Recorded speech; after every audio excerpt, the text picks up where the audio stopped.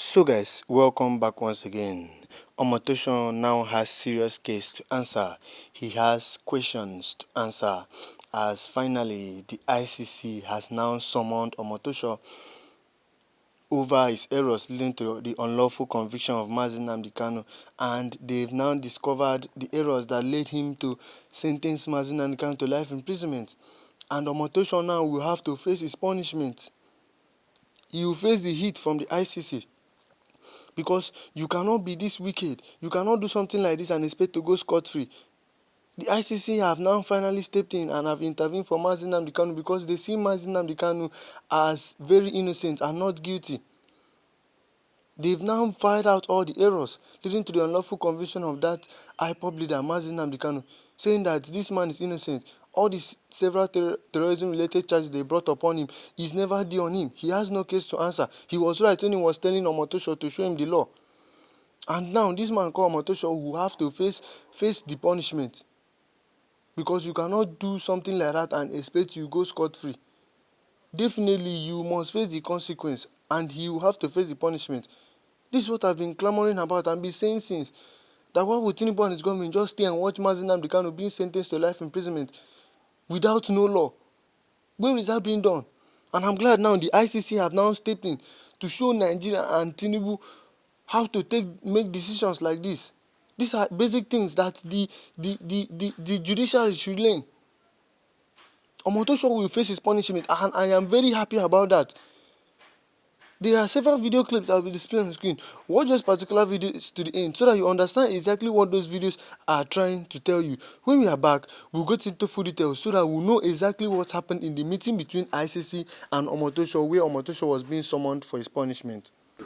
Gumi have just exposed the country behind insurgency in Nigeria, but unknowingly to Nigerians.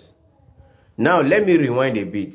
On 25th of this month, which is Christmas Day, ISWAP want to carry attack on Christians, which Trump noticed that on time and strike their camp.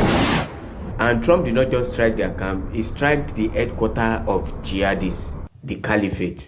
And ever since then, the Northerners have been crying everywhere. Not just the Northerners, the radical Muslims from every region of Nigeria, they've been crying, trying to downplay what Trump did, make the whole world feel na mumu thing Trump do. Some of them are going up and down, trying to make you feel Americans are here to steal us. What of if they steal us? The resources we have, as it benefit any of the individual Nigerians? While others are making it look as if his chemical weapon is going to affect the villagers, make we stop this thing where Trump they do and all of that, just to cajole us. Now, because of say 1,000 plus ISWAP was spied by Trump, which they claim nothing like that happened, but we will know say something like that happened. They just want to downplay Trump effort. Ever since then, Gumi don't do everywhere they cry.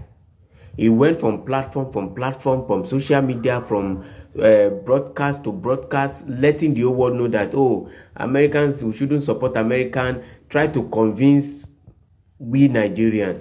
If he say Gum they cry for container, in tears for don't full 4 tanks. So inside in agony and pain, he mistakenly uttered some words that a lot of you Nigerians did not observe. And I did not blame you guys because sometimes hunger they make person not think quick. But for me, Tony Smile, as my hunger they catch me, I still the reason. Now after the whole thing, Gumi now call on Nigerian, we should call on Turkey, Pakistan and China instead of calling on America. And behind his message, there are a lot of hidden things that you Nigerians do not know. Now let me now tell you what is behind those messages. My own observation. If you stick around to the ending of the video, you will understand what I'm saying. Now, first, the 3 countries, Gumi said we should call for help instead of calling American. Let me go with Turkey. Turkey are known for radical Muslim. And the people in Turkey right now, they are not the original owner of Turkey. There were people there before Turkey now coming. Those people in Turkey right now come in and wipe them all, took their land from them and claim it to themselves. This same person Gumi say we should call help from. The second one is Pakistan. Pakistan are known for radical Muslims. They were so radical and deadly to the extent Indians have to separate themselves from them. Because when it comes to pai, they like and well. Now, the third country, which is China. A lot of you Africans, you did not always know the real oppressors. Yes, America is not our friend. China too is not our friend. Any continent aside African continent, they are not our friend. Europeans deal with our ancestors, our great-grandfathers, to loot our resources. Let me tell you what some of you did not know. Do you know in 20th century, it's Chinese that is dealing with us Africa? Do you know that out of all the mining sites all over Africa, you will not find American people there? The people you will mostly find there are Chinese. Now, if you are sensible enough, ask yourself this question. Why are you saying America are the ones sponsoring the T group in Nigeria or in Africa? But why is it that it's Chinese people that are on the sites mining our resources, mining our gold? Because where those T group bandit people are, ISWAP are, is the land that have resources.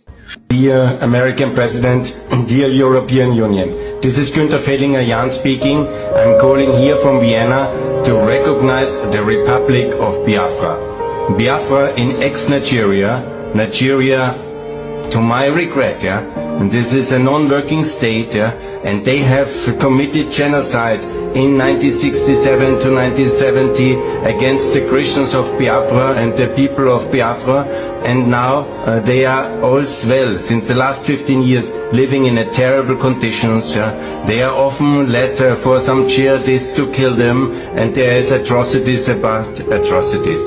And it's much better for the people of Nigeria if Biafra becomes their own state, and they can sort out then inside Nigeria the other issues, or maybe there will be other regions which are better off in this non-working state of Nigeria. So ex-Nigeria must start with Biafra, and the international community, contrary to the 1960s and 70s, must support the independence of Biafra Republic. In the 1967-90, that tragic years, the West was at its weakest. There was the Vietnam War, and tragically Nixon, who was positive for the people of Biafra, but he did very little, and I want to apologize for his failures, and I want to especially criticize and also apologize for the Imperial UK and French governments who were actually supporting, due to all interests, Nigerian centralists crackdown on the poor people of Biafra.